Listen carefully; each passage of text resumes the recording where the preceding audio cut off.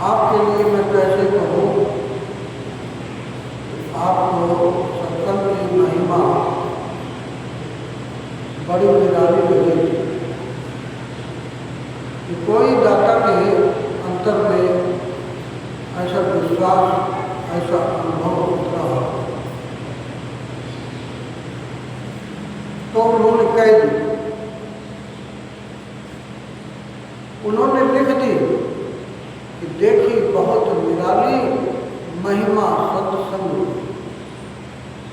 आप आते हो, सुनते हो और सुन करके जैसे ही बाहर जाते हो फिर अपनी दुनिया में रत हो जाते हो, लग जाते हो।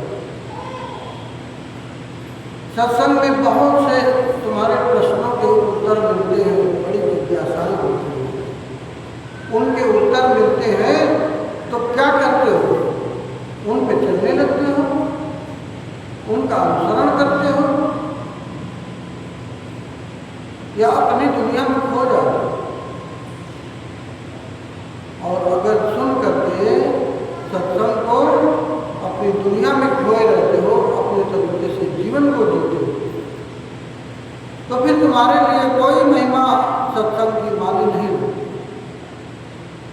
दाता के लिए नहीं हो या उस साधक के लिए होगी जिसने सत्संग को सुन करके और अपने को उसके अनुरूप ढालने की कोशिश की, जिसके अंतरतम में ये प्रश्न उठा, ये जिज्ञासा उठी, क्या है जीवन, क्या है सत्य। हर सत्संग में सत्य के बारे में कहा जाता है कि सत्य को जानो, सत्य को बोलो। मैं तो सत्य बोलता हूँ, सत्य का व्यवहार करता हूँ, फिर भी सत्य है क्या? क्या है असत्य? एक ऐसा गहरा प्रश्न जिस दिन तुम्हारे अंतर्तम में उठ जाए तो तुम्हें सत्संग की महिमा ठीक ठीक मालूम देने लगे। क्यों? क्योंकि जो जीवन जी रहे हो या जिस जीवन पर तुम अपना रास्ता अख्तियार करके आगे बढ़े चले रहे हो, वो जीवन जीवन नहीं है। मैं फिर दोहरा दूं, जिस जीवन पर आप चल रहे हो वो जीवन जीवन नहीं है। और क्यों नहीं है? आश्चर्यजनक बात लगेगी कि ये जीवन नहीं है तो जीवन और है क्या? तो सुन लो कि जीवन में मेरे देखे या मेरे से कोई पूछे कि जीवन क्या है, तो जीवन वही है जिस दिन मौत जैसी घटना घटे और तुम शेष बच जाओ। मौत तुमसे तुम्हारी कमाई का एक भी तिनका न छुड़ा सको, शाश्वत बचा रहे तुम्हारे साथ, वो है जीवन। जीवन ये नहीं है कि धन कमाया, जीवन ये नहीं है कि शादी विवाह किया, जीवन ये नहीं है कि तुम पैसा कमाने के साधन किया। जीवन ये नहीं है कि बच्चों की परवरिश की भरण पोषण किया और उनकी शादियां कर हो गया जीवन का ना। जीवन तो उस दिन पता चलेगा उस व्यक्ति को जो स्वयं में स्थित हो करके और अपने निज स्वरूप को पहचान लेगा। उस दिन उसे ये पता चलेगा कि ये रहा जीवन और मैं जिसको जीवन समझ रहा था, ये तो मैं परमात्मा की तरफ, उस सदगुरु की तरफ पीठ की हुई दौड़ लगा रहा।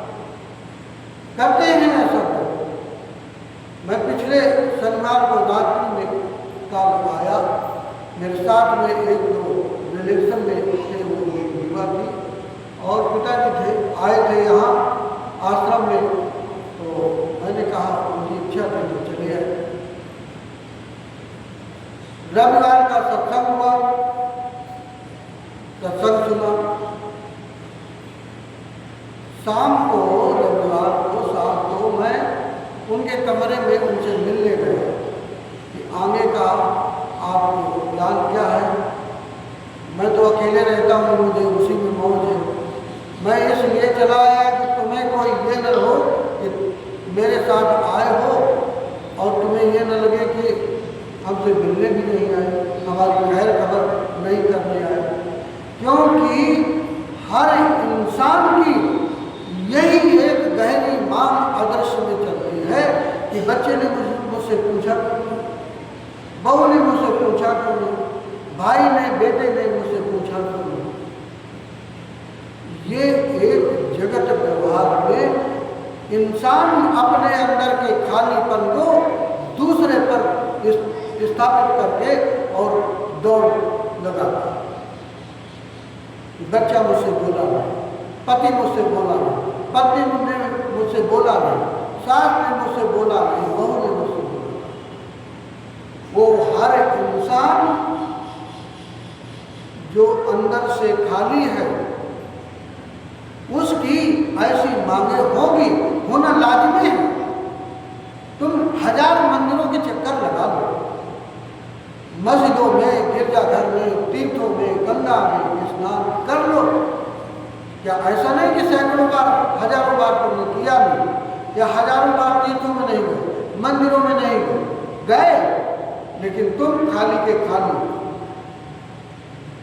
और वो खालीपन तुम बाहर के रिश्ते में, नातों में, सब सहारों में ढूंढते हो, रोज ढूंढते हो।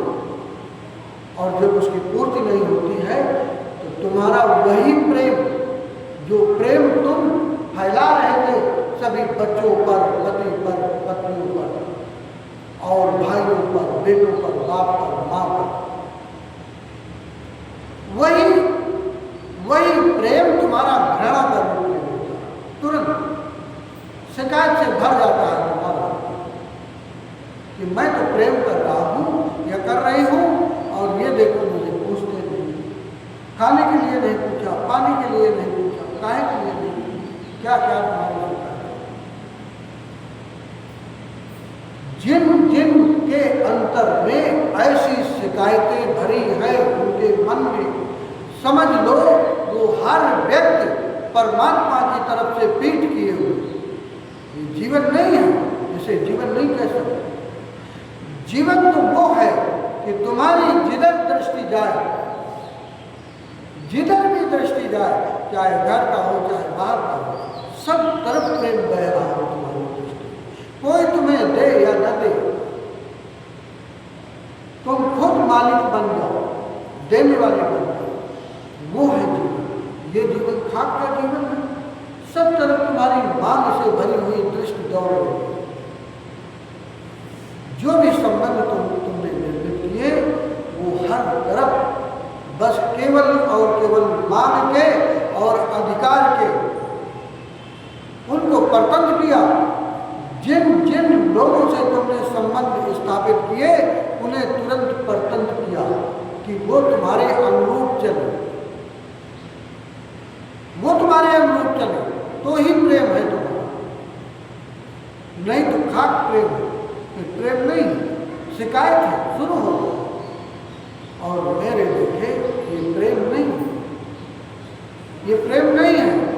प्रेम तो उस खुशबू का नाम है कि एक बार तुम्हारे हृदय में वो खुशबू खिल जाए तो सुगंध से तुम्हारा अंतरतम भरेगा, सुगंध से तुम्हारा समूचा अंतरतम भरेगा। और वो दूसरी घटना क्या होगी कि वो सुगंध बाहर तुम्हारे परिधि पर, तुम्हारे बाहर जो भी तुम्हारे पास से होकर के गुजरेगा, वो सुगंध की खुशबू उसे अपने आगोश में ले लेगी। ऐसा तुम्हारा औरा हो जाएगा। बस दुर्गंध और छल कपट का खींच लिए हो तो औरा क्या खाक बनेगा। छोटा सा औरा लेकर के हर व्यक्ति का अपना औरा है। एक बार एक सम्राट बूढ़ा हो रहा था, तो उसे चिंता हुई राजा। 3 बच्चे थे, तो अपने विवेकशील मंत्रियों को बुलाया। उसने कहा कि मैं कैसे समझूं कि हमारा योग्य बेटा है, उसको मैं राज्यपाल करूं। 3 बच्चे। एक मंत्री ने सलाह दी कि आप ऐसा करो कि तीनों बेटों को तीर्थाटन जाने, तीर्थों में जाने से पहले तीनों बच्चों को कुछ अनाज दे दो। कोई 40-40, 50-50 किलो अनाज दे दो और जल्दी ना आना लौट कर, आना कोई 1-2 साल। तो राजा ने अपने तीनों बच्चों को बराबर बराबर अनाज दे दिया, किसी को न कम न किसी को ज़्यादा, सबको बराबर। 50-50 किलो अनाज की बोरी तीनों बच्चों को दे दी और कहा कि इसे सुरक्षित रखना, जब मैं आ जाऊं तो वापस लौट आना। राजा तो चला गया। कोई 3 वर्ष बाद लौटा तो बड़े बेटे ने क्या किया कि सोचा ये अनाज बाहर रखा रहेगा तो इसको कीड़े मकोड़े खाएंगे और बचेगा नहीं, तो उसने उठा करके वो पूरी बोरी तिजोरी में रखी। अब राजा के बेटे राजकुमार ठहरे, उन्हें तो कुछ पता नहीं कि अनाज को कैसे बचाया जा सकता, अनाज को कैसे बढ़ाया जा सकता, क्या किया जाए। तो उसने तिजोरी में बंद किया, सोचा कि यहाँ रखा रहेगा तो सुरक्षित रहेगा, जब आएंगे पिताजी तो बोरी निकालूंगा, ले लूँगा। दूसरे बेटे ने सोचा कि बड़े भाई ने तो तिजोरी में रख दिया, अब हम क्या करें, तो चलते हैं खेतों में फेंक देते हैं। जब सब जगह जंगल में पेड़ पौधे परमात्मा उनको उगाता है, उनको पानी देता है, धूप देता है, तो मेरे इस अनाज के द्वारा उगे हुए अनाज के पौधों को क्या परमात्मा जिलाएगा नहीं, उन्हें धूप नहीं देगा, उन्हें जल नहीं देगा। गया दूर घर से और जंगल में उस बोरी के अनाज को फेंकवा दिया, बिखरा दिया, चला। कभी न लौट के झांकने गया, कभी न देखने गया कि वो सूख रहे हैं, उगे हैं कि नहीं उगे, उनमें फल आए हैं कि नहीं, उनमें पत्तियां लगी हैं कि नहीं लगी, तने ठीक ठीक है कि नहीं, कभी न लौट के गया नहीं। तीसरा बच्चा जो छोटा वाला था तो उसको भी चिंता पकड़ी और सोचने लगा कि क्या करूं इस अनाज को। पिताजी कह गए थे कि इसे सुरक्षित रखना और इसे वापस करो, अब इसे कैसे बचाएं। तो गया वो खेतों की जुताई करवाई, उसमें कंकड़ पत्थर बीने, उस खेत के घास फूस कंकड़ पत्थर सब निकाले खेतों से और उस बीज को उसमें छिटवा दिया, उस बीज को बोवा दिया लोगों से और समय समय पर खाद, समय समय पर पानी वो देता रहा। वापस जब लौटता है राजा तो अपने तीनों बच्चों से कहता है कि लाओ उस अनाज को जो दे गए। तो बड़ा बेटा तिजोरी खोलता तो उसमें, उस बोरी में वो जो घुन था, पाई थी, वो सब पूरा खा गई, क्योंकि 2 साल बाद लौटा था। उस बोरी में केवल पाउडर के अलावा कुछ न बचा, दुर्गंध, जैसे ही बोरी निकाली तो वो पूरा अनाज पूरा खा करके कीड़ों ने और पूरा पाउडर कर दिया। राजा ने कहा, ये तूने क्या किया? पुत्र रोने लगा, कहने लगा कि मैंने तो बड़ा सुरक्षित ढंग से इसको रखा, लेकिन क्या करूं?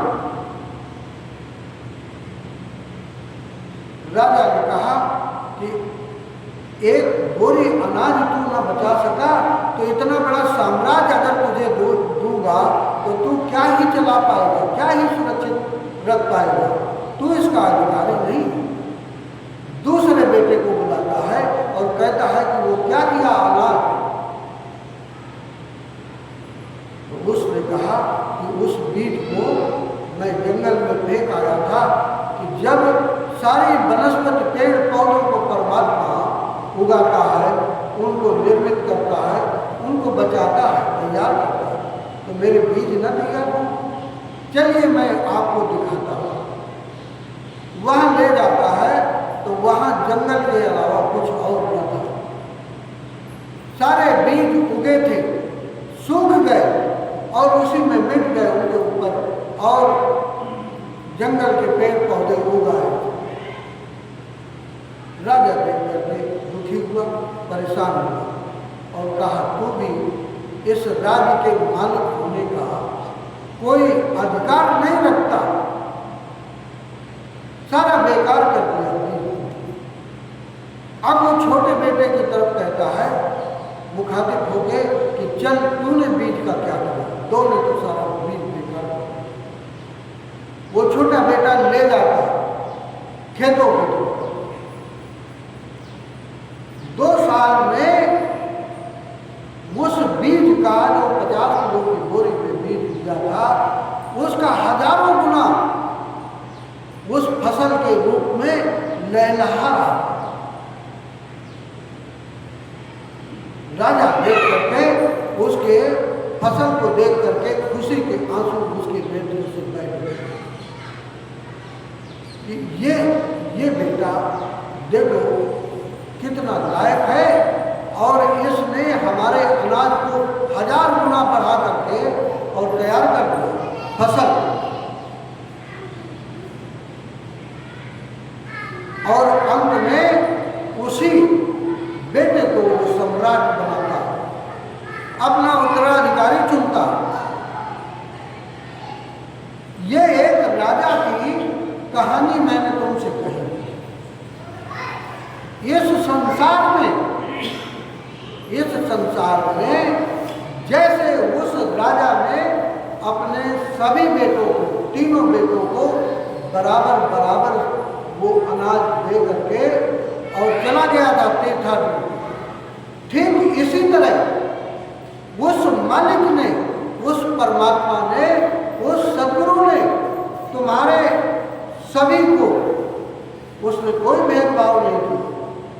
उसने ये नहीं देखा कि तुम किस कुल में जन्म ले, उसने ये नहीं देखा कि तुम कितने पढ़े लिखे हो, तुम कितने योग्य हो, तुम ब्राह्मण के घर में जन्म लिया कि शूद्र के कुल में जन्म लिया, कहाँ जन्म लिया, इससे उसको कोई मतलब नहीं। वो सारी शक्तियों को एक जितना तीर्थ करके शरीर में शक्तियाँ होती हैं, उतनी ही शक्तियों की संभावनाओं को तुम्हारे अंदर दे करके यहाँ पे हो।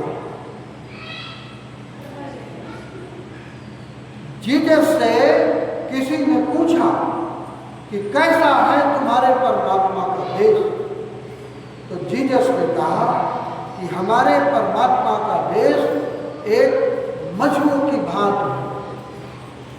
मछुआ समुद्र में जाल फेंकता है,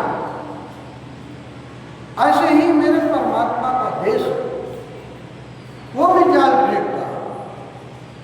हजारों लाखों मछलियां फंसती हैं, उनमें से जाल को बाहर निकालता है, और जो चुनने योग्य होती हैं, खाने योग्य होती हैं, उनको वो चुन लेता है और बाकी मछलियों को वापस फिर समुद्र में फेंक देता।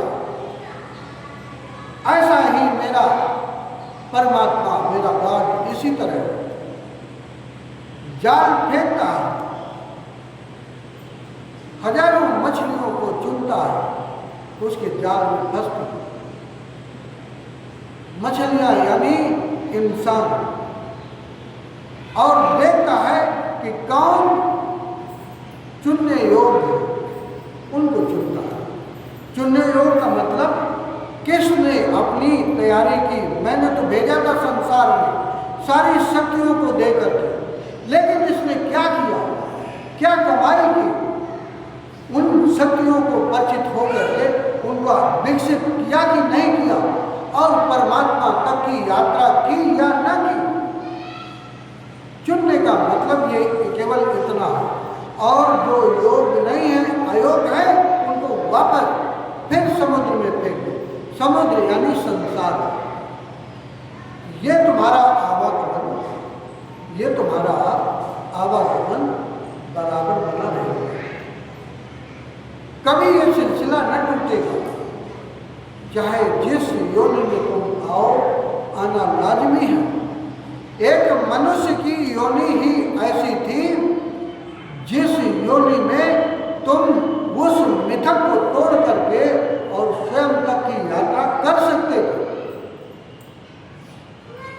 करना न करना ये तुम्हारा अपना निर्णय है। तुम्हारा इस आम इंसान से, तुम्हारा ये आम जीवन से तुम दिव्य जीवन तक की यात्रा कर सकते थे। दिव्य जीवन से परम जीवन तक की यात्रा कर सकते थे, और परम जीवन से परम आनंद तक की तुम यात्रा कर सकते थे। लेकिन तुम किस में पड़े हो? तुम पड़े हो ऐसे ही, वो जैसे मेरी बुआ, वो सत्संग सुना यहाँ 1.5 घंटे, शाम को मैं मिलने गया तो मुझसे कहने लगी, पास यहाँ गंगा कितनी दूर है? तो मैंने उत्सुकता बस उनको बताया, कोई 5-7 किलोमीटर होंगी, 10 किलोमीटर होंगी। मैं तो कभी गया नहीं, लेकिन अंदाज में उनको बता रहा। अच्छा तो फिर ऐसा करो कि कल मुझे गंगा स्नान करवाओ, बड़ी लालसा है। तो ये सुरेंद्र जी थे, उनको मैंने बोला कि भैया उनको गंगा स्नान करवा। मेरी तो कोई रुचि नहीं है, मैं तो जब मौन में रहता हूँ तो वो गंगा मेरे अंदर ही बहती है, मैं उसी में स्नान करता हूँ। लेकिन हठ पूर्वक वो मुझे जबरदस्ती ले गए। मैं उनकी इच्छा को रखने के लिए गया। पास में आपके बस्ती के पास में एक घाट है, वहाँ पर गंगा स्नान करवाया। पास में ही भगवान शिव का मंदिर था, तो वहाँ से वो जल भर लाए। सभी लोग वहाँ से ला रहे थे। लगभग कोई भी जो भी गंगा स्नान करके आ रहा था, तो अपने अपने पात्रों में गंगा जल ले करके वहाँ भगवान शिव के अर्घ को दे रहा था। अर्घ शिवलिंग में वो जल चढ़ा रहा। मैं भी लाइन में लगा, भीड़ थी अधिक, बड़ी आपाधापी, बड़ा उपद्रव। लोग भीड़ में धक्का मुक्की करके और अपनी बारी का इंतजार कर रहे हैं, जैसे यहाँ बच्चे वो प्रसाद लेने के लिए आपाधापी मचाते, जल्दबाजी करते। अरे मैं तुमसे पूछना चाहता हूँ कि कभी कोई किसी को परमात्मा ऐसी अवस्था में मिलेगा? जो स्थिति उस मंदिर की मैं देख करके आया, कैसे वो भगवान शिव भी अगर होंगे ऐसी आपाधापी, ऐसी भाग दौड़, ऐसी छीना झपटी, तो भगवान शिव भी वहां न रुकेंगे। वो भी दूर खड़े होकर के देख रहे होंगे तमाशा लोगों का। जिसे भी परमात्मा मिला, जिसे भी परमात्मा मिला परम मौन में, जब सब मांगे तुम्हारी समाप्त हो जाए, कोई मांग शेष ना रह जाए, यहां तक कि परमात्मा की भी मांग वासना, तब वासना रहित चित्त चित्त में वो परमात्मा का प्रतिबिंब तुम्हें दिखाई पड़ेगा। तुम्हारे निज स्वरूप का वो स्पष्ट चित्र तुम्हें दिखाई देगा। तुम्हारा जो साक्षी भाव है वो तब दिखाई देगा तुम्हारी इस आपाधापी में, तुम्हारी इस धक्का मुक्की में तुम्हें कुछ न मिलेगा। ये जीवन तुमने, अब वो संतुष्ट है, इतना सब कुछ करके वापस आए तो उन्हें थोड़ी देर के लिए संतुष्टि मिली कि हाँ हम गंगा स्नान कराए और मंदिर के दर्शन कराए। क्या उससे संतुष्टि हो जाएगी? क्या उससे उनको परम संतुष्टि मिलेगी? कभी और मांग न उठे ना, ऐसा हो नहीं सकता। जब तक हर इंसान की दौड़ द्वैत की है, द्वैत में मंदिर भी आता है, द्वैत में मस्जिद भी आती है, द्वैत में गिरजाघर गुरुद्वारे भी आते हैं, द्वैत में तुम्हारे तीर्थ आते हैं, हिमालय के पहाड़ आते हैं, कंदराएं आती हैं। मन जब तक तुम्हारा स्थिर न होगा, जब तक वो मन तुम्हारा शांत न होगा, तब तक तुम्हारी दौड़ पूर्ण नहीं हो सकती, न तुम्हें संतुष्टि मिलेगी। संतुष्टि जब भी मिलेगी तब तुम्हारे अंतर में घटना घटेगी, तभी मिल सकती है। वो सुख की कामना, जिस सुख की कामना की वजह से तुम तीर्थों में, तुम गंगा में, तुम यमुना में, तुम त्रिवेणी में, तुम सरयू में, तुम काशी में, तुम बनारस और इलाहाबाद, हरिद्वार, कहाँ कहाँ जाते हो, कितने तीर्थों के नाम हैं। और तुम्हारा वहाँ ऐसा नहीं कि शोषण नहीं होता, वहाँ शोषण भी होता है। पंडित और पुरोहित तुम्हारे इसी अज्ञानता को, तुम्हारे इसी आलस्य को, तुम परमात्मा को इतना सस्ता समझ रहे हो, तुम सदगुरु को इतना सस्ता समझ रहे हो कि चंद फूल चढ़ा दोगे, चंद पैसे चढ़ा दोगे और वो परमात्मा मिल जाएगा। न, ऐसा समझो। ऐसे परमात्मा तो कोई पंडित, कोई पंडा, कोई पुरोहित ही तुम्हें दे सकता। और मैं तुमको कह दूं कि उससे तुम्हारा कल्याण न होगा, उससे तुम मौत के पार अमृत की यात्रा न कर पाओगे। मौत के पार, मौत की जैसी घटना तुम्हारे जीवन में घटे और तुम हंसते हुए जाओ, तुम्हारा अंतरतम उस परम आनंद की अवस्था में हो कि मौत की घटना घट रही हो और तुम देख पा रहे हो, तुम देख पा रहे हो और खुशी खुशी, जैसे कबीर ने कहा कि कबीरा मन निर्मल हुआ जैसे गंगा नीर। कबीरा मन निर्मल हुआ जैसे गंगा नीर। और पीछे पीछे हर बिरे कहत कबीर कबीर। जो स्थिति कभी कबीर की हुई तुम्हारी भी हो सकती। ऐसा नहीं कि कबीर कोई विशेष शक्तियों को लेकर के जन्मे थे। जितनी शक्तियां उस कबीर के शरीर में थी, जितनी शक्तियां उस बुद्ध के शरीर में थी, किसी भी तीर्थकर के शरीर में थी, वो सारी शक्तियां तुम्हारे उस शरीर में विद्यमान। तुम्हारा बुद्धि, तुम्हारा विवेक, तुम्हारा सोचने का ढंग, तुम्हारी प्रज्ञा, कितनी क्षमता, उस क्षमता को तुम कितना विकसित कर सकते हो।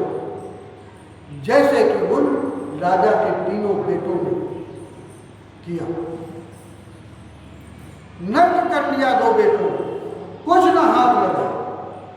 जो भी संपत्ति में दिया था राजा ने, सब व्यर्थ में कर दिया, गंवा दिया है। कहीं तुमसे चूक तो नहीं हो? जो संपत्ति तुम लेकर के आए थे, तो कहीं ऐसे ही झूठे भजनों को गा करके तो नहीं तुम कमाई दे रहे हो?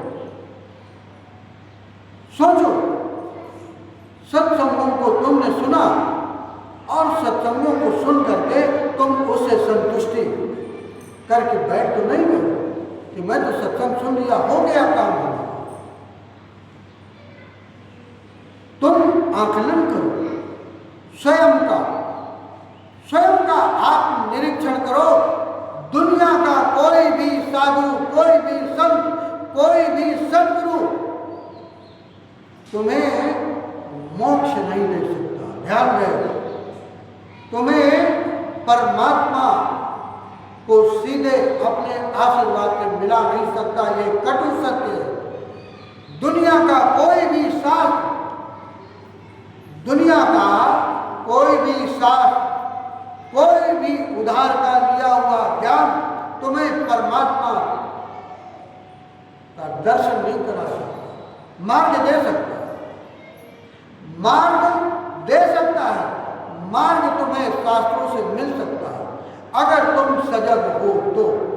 मार्ग तुम्हें संतों से मिल सकता है, मार्ग तुम्हें सत्संग सुनने से मिल सकता है, लेकिन चलना तुम्हें स्वयं पड़ेगा। परिश्रम तुम्हें स्वयं करना पड़ेगा। उस रास्ते पर, जिस रास्ते पर कोई चल करके तीर्थकर को उपलब्ध हुआ, कोई संबुद्ध हुआ, कोई ऐसा सद्गुरु जिसके अंतर का दिया पूर्ण रूप से जल गया, उसके दिए से तुम्हारा दिया दीप्यमान हो सकता है। वो तुम्हें मार्ग देगा। ऐसा नहीं कि ये धारणा समाप्त करो कि सद्गुरु ने हाथ तुम्हारे सर पर रख दिया तो तुम्हें परमात्मा मिल जाएगा, तुम्हारी वासनाएं समाप्त हो जाएगी। न तो तुम्हारी कभी मांगे खत्म होगी, न वो वासनाएं खत्म होगी। ये सतत चलेगी, इनका कोई हिसाब नहीं, इनकी कोई सीमा नहीं, असीम यात्रा है। कब खत्म हो? ऐसा भी तुम्हारे जीवन में आ सकता है कि बाहर की जो भी दौड़ है, बाहर की जो भी दौड़ है, सुख की तलाश में इंसान स्त्री की तरफ दौड़ता है, पुरुष की तरफ दौड़ता है, धन की तरफ दौड़ता है, पद की तरफ दौड़ता है, कोठी बंगले बनाने की तरफ दौड़ता है, गाड़ी खरीदने की तरफ दौड़ता है, वैभव को एकत्र करने की तरफ दौड़ता है। और किसी भी ऐसे व्यक्ति से तुम पूछो तो एक ही उसका होता है। किसी भी व्यक्ति से पूछो तो एक ही उत्तर उसका, और वो उत्तर क्या? कोई धन कमाने वाले व्यक्ति से पूछो कि धन क्यों कमा रहे हो, तो कहेगा कि धन आएगा तो मेरे जीवन में सुख आएगा। शादी क्यों कर रहे हो? पत्नी आ जाएगी तो मेरे जीवन में सुख आएगा। घर बन जाएगा तो मेरे जीवन में सुख आ जाएगा। बैंक बैलेंस होगा, ऊंचे पदों पर स्थापित होंगे, बैठेंगे तो सुख आएगा। केवल एक सुख आएगा। और मैंने देखा है ऐसे लोगों को, मैं साक्षी हूं इस बात का कि न तो धन में सुख है। कल मेरी दौड़ थी, मैं इन दौड़ों से आगे जा चुका, तो मैं तुमको कहता हूं, मैं कोई सुनी सुनाई बात नहीं कह रहा, मैं कोई पढ़ी पढ़ाई बात नहीं कह रहा, मैं उधार के ज्ञान से लेकर के तुमको कोई बात नहीं कह रहा। मैं तुमसे केवल इतना ही कह रहा हूं कि मैंने एक एक दौड़ में जाकर के देखा, कहीं सुख नहीं, किसी भी दौड़ में सुख नहीं, किसी सहारे में सुख नहीं। सुख को अगर पाया मैंने तो स्वयं में उतर करके पाया, स्वयं के अंदर जाकर के पाया, आनंद की अनुभूति अगर हुई तो मन मौन में हुई, परम मौन में हुई। मौन में यानी कि कोई बातचीत, कोई बातचीत, कोई दृष्टि नहीं, कोई संसार नहीं।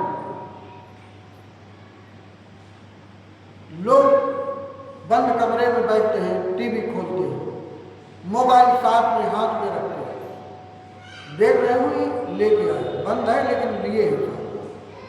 क्या है उपयोग है? कोई उपयोग नहीं। बंद है, बंद है, क्या कमरे में पड़ा हो, क्या यहाँ पर हो, क्या कर? तो मौन का मतलब स्वयं में स्थित होने की यात्रा, स्वयं के अंदर प्रवेश करने की यात्रा। मौन तुम्हारे जीवन की पहली सीढ़ी है। जिस दिन कोई इंसान मौन की तरफ यात्रा करेगा, समझ लो कि उसने परमात्मा की तरफ से पीठ हटा करके उसकी तरफ मुख कर लिया, सन्मुख हुआ। पहली बार वो व्यक्ति जो मौन में उतरता। इसलिए नहीं कि मैंने मौन रहा मैं कोई 4 दिन 5 दिन तो मैं परमात्मा की तरफ उन्मुख हुआ। नहीं, जिस आनंद को, जिस सुख को तुम स्त्री पर ढूंढते हो, तुम पुरुष पर ढूंढते हो, तुम धन पर ढूंढते हो, तुम पद पर ढूंढते हो, तुम प्रतिष्ठा पर ढूंढते हो, तुम वैभव में ढूंढते हो, वो सुख वहां न मिलेगा। कदाचित किसी को जितनी बातें मैंने ये कही वो सब कुछ मिला होगा, तो मैं उनसे प्रश्न करता हूं कि देखो क्या आपको आनंद मिला, क्या सुख मिला, क्या तुम्हारे जीवन में दुख नहीं है, तुम्हारे जीवन में क्या मांगे नहीं है, समाप्त हो गई सब। भराव जब तुम्हारे अंदर से होगा, भराव जब तुम्हारे अंदर से होगा, तुम्हारे अंतरतम से होगा, यात्रा तुम्हारी स्वयं पर होगी, तो बाहर के तीर्थ जो है वो फीके लगेंगे, नीरस लगेंगे। धन जिसमें तुम्हें रस मिल रहा था वो नीरस लगने लगेगा। जिस स्त्री के पीछे तुम जान निछावर करने के लिए दौड़ लगा रहे थे, जिस पुरुष के पीछे तुम दौड़ लगा करके अपने माँ को, अपने बाप को, सारे परिवार को छोड़ने के लिए आमादा था, उसको पा करके तुम्हें सुख मिला क्या, तुम्हें आनंद मिला क्या? अगर मिला भी होगा तो क्षणिक मिला होगा, और अगर कदाचित उसका विकल्प मिल जाए, जिस स्त्री के पीछे दौड़ थी, जिस पुरुष के पीछे दौड़ थी, वो मिलने के बाद अगर उसकी जगह कोई और अच्छा विकल्प मिलेगा तो तुरंत तुम उसको मारने के लिए तैयार हो जाओ। जिसके लिए कल तक तुम जान देने को तैयार थे, आज वही तुम्हारा चित्त जान लेने को तैयार हो। रोज रोज ऐसी घटनाएं सुनने को मिल रही, देखने को मिल रही, ऐसी घटनाएं। कोई ऐसा नहीं कि कोई एक नगर में, एक शहर में, शहर शहर, गांव गांव, बस्ती बस्ती, ये सब रोज घट रहा है। क्यों घट रहा है? इंसान स्वयं का खालीपन बाहर से भरने की कोशिश कर रहा है। तुम जब भी कभी स्वयं को भरोगे अपने अंदर से, तो भराव अंदर होगा, व्यवहार तुम्हारी परिधि पर आएगा, व्यवहार तुम्हारी परिधि पर आएगा।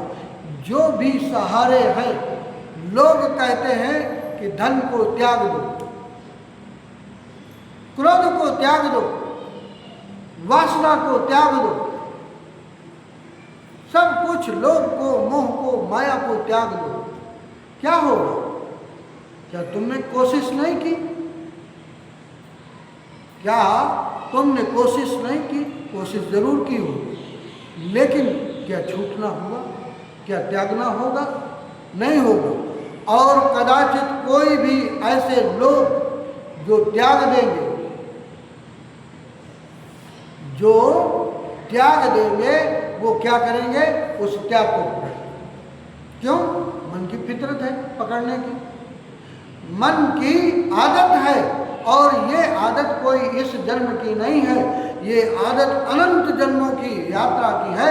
जो है वो जाए नहीं, जो तुम्हें मिला है वो पर्याप्त नहीं, इसे तो पकड़ के रखो और दूसरे का छीन लो। ये मन की फितरत है, और यही वासनाएं तुम्हारी निर्मित करता है, यही तुम्हारा भविष्य निर्मित करता है।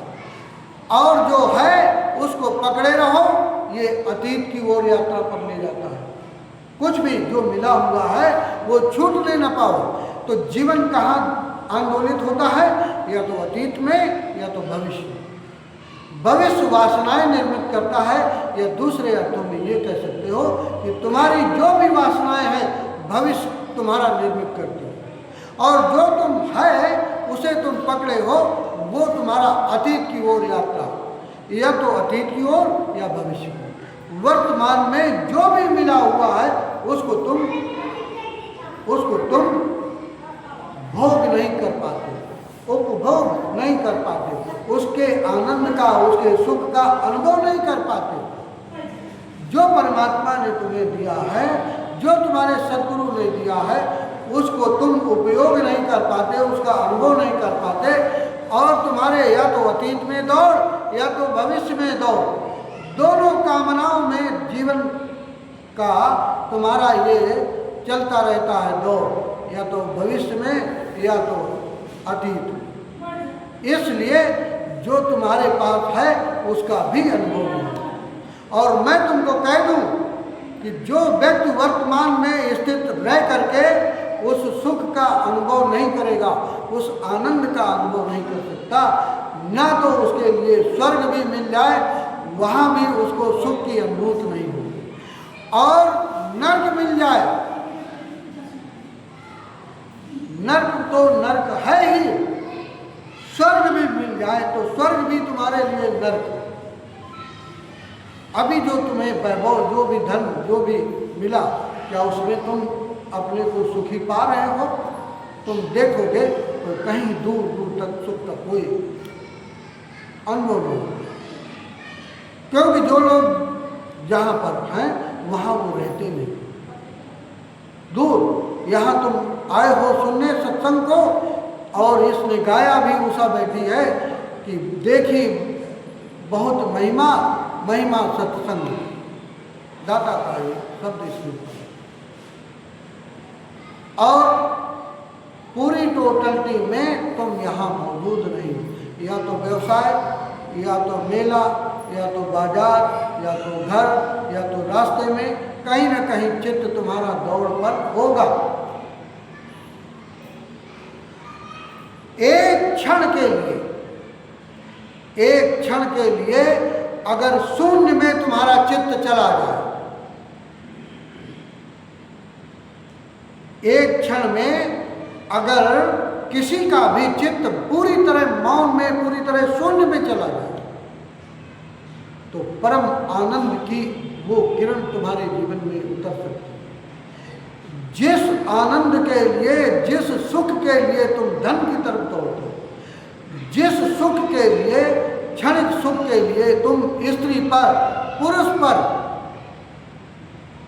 वैभव, सारी संपदाओं पर दौड़ रहती है तुम्हारी, और मिलता है, मिलने के बाद फिर अगली दौड़ चालू हो जाती है। अनवरत जीवन में ये चल रहा है। इससे जीवन तुम्हारा बचेगा क्या? न बचेगा। हर रविवार को आचार्य आत्मानंद आते हैं यहाँ, और 2-3 वो सूत्र दोहराते हैं। असतो माँ सदगमया, 10 मिनट का ध्यान। असतो माँ सदगमया, असत से सत की। तमसो माँ ज्योतिर्गमया। पिछले रविवार को ही मैं इन 3 सूत्रों पर तुम्हें बोला था, उसकी व्याख्या की। अंधकार से प्रकाश की ओर, और प्रकाश के लिए कोई लालटेन लेकर के चलनी पड़ेगी, तो तुम्हारा अंधकार दूर होगा। प्रकाश के लिए तुम्हें क्या ट्यूबलाइटें जलानी पड़ेगी, हाइलोजन के बल्ब लगाने पड़ेंगे, तो तुम्हारा अंधकार दूर होगा। तुम हजारों ट्यूबलाइटें लगा लो, हजारों ऐसे हाइलोजन लगा लो, तुम्हारे अंधकार जीवन का कभी नहीं जा सकता। तुम कितना भी सत्य से सत्य बोल लो, यात्रा द्वैत तक है, तब तक असत्य में ही सब कुछ होगा व्यवहार। तुम बंद कमरे में हो, तुम बंद कमरे में हो, कभी अनुभव किया कि जैसे ही कोई दूसरा व्यक्ति प्रवेश करे तुम्हारे कमरे में, वैसे ही तुम वो नहीं रहोगे जो तुम एकांत में केवल और केवल अकेले थे। बाथरूम में स्नान करने जाते हो, गुनगुनाते हो, तुम्हें नहीं पता कि कोई तुम्हारी आवाज को, तुम्हारे कोई गाने को, तुम्हारे संगीत को, कोई गीत को सुन रहा है। जैसे ही तुम्हें आभास हुआ कि मेरे संगीत को, मेरे गाए हुए गीत को कोई सुन रहा है, वैसे तुम बदल जाओ। अब तुम वो न रहोगे जो तुम थे अभी थोड़ी देर पहले। जो तुम एक बंद कमरे में थे, जैसे ही कोई दूसरा आएगा, व्यक्ति प्रवेश करेगा, तुम वो न रहोगे, तुम तुरंत बदलोगे। और यही सत्य और असत्य में भेद है। सत्य और असत्य में यही भेद है। जो तुम हो वो तुम दिखाते नहीं या दिखाई नहीं पड़ते, और जो तुम नहीं हो, जो तुम नहीं हो उसे दिखाने की कोशिश करते हो। जीवन में मूल दुख इस बात का,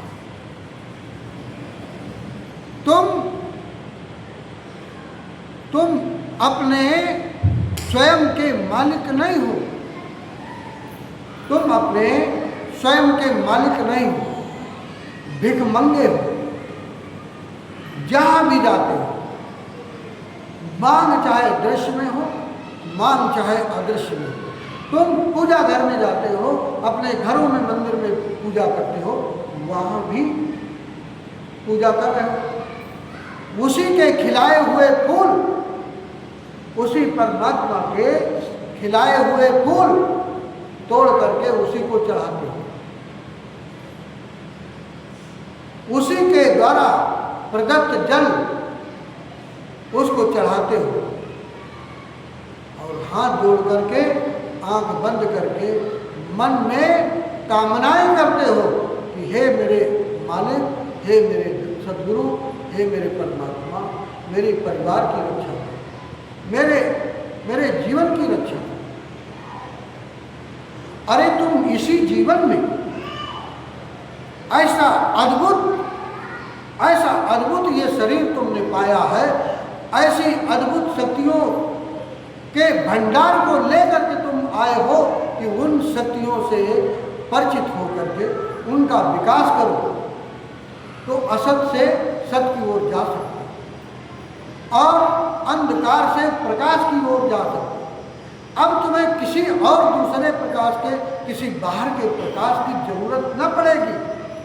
तुम्हारे अंदर इतना प्रकाश विद्यमान है कि वो प्रकाश तुम्हारे अंतरतम में खिल जाए, फूट जाए उसकी किरण, तो समूचा ये अंतरतम प्रकाश से भरेगा।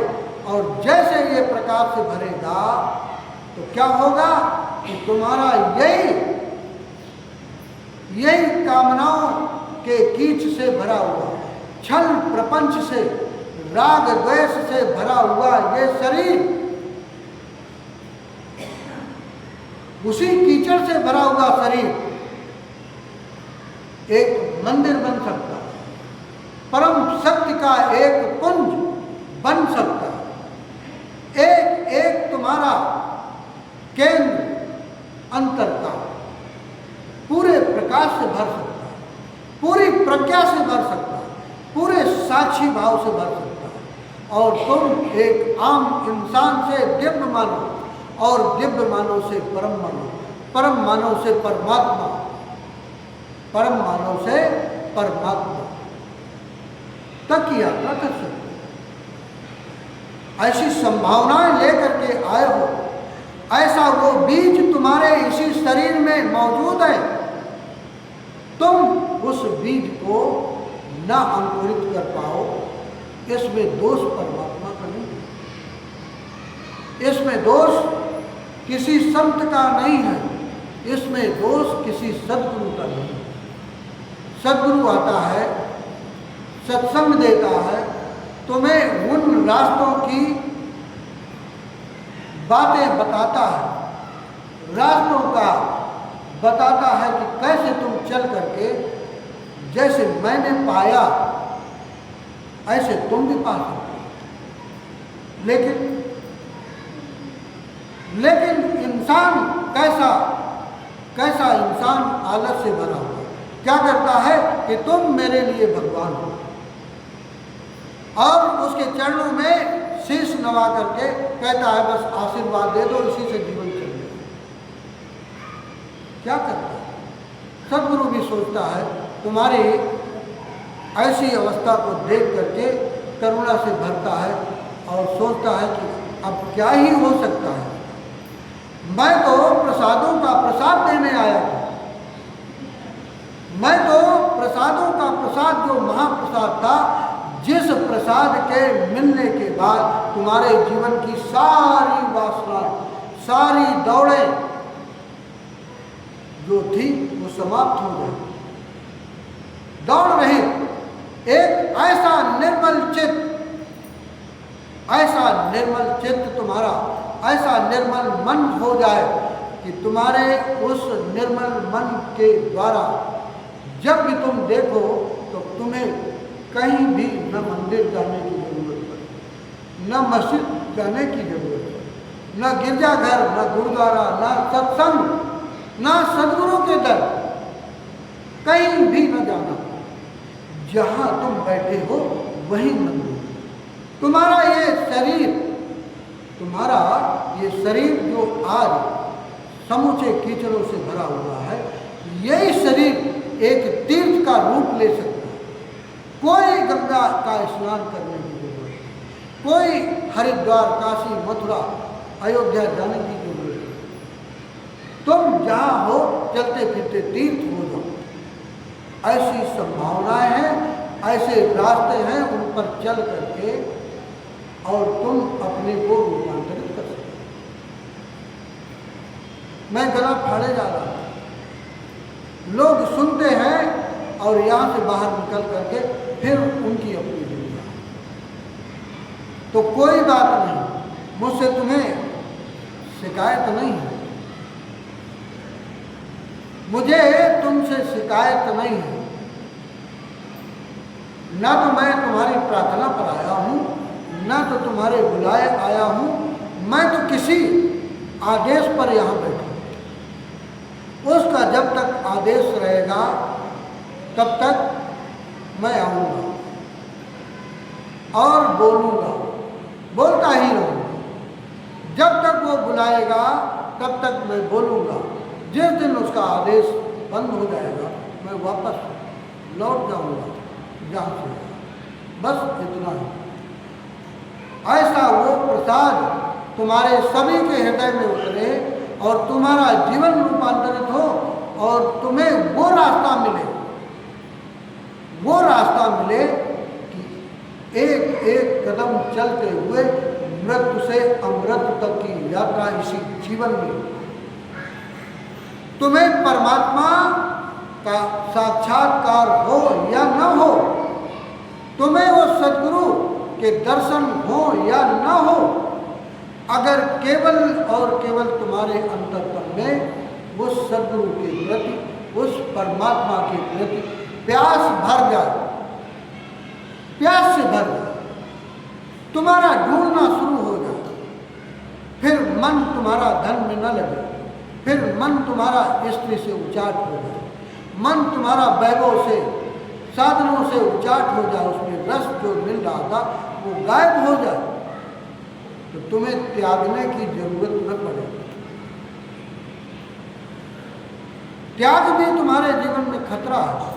जो लोग त्यागते हैं धन को, त्यागते हैं स्त्री को, पुरुष को, वो भी एक खतरा, वो भी एक खतरा। त्याग को पकड़ लेते,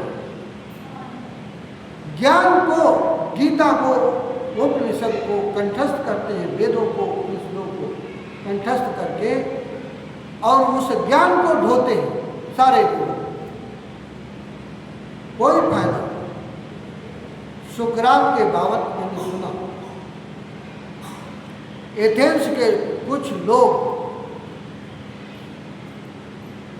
बोलने लगे कि सुकरात ने पा लिया है और परम ज्ञानी है, ज्ञानों का भंडार है उसको।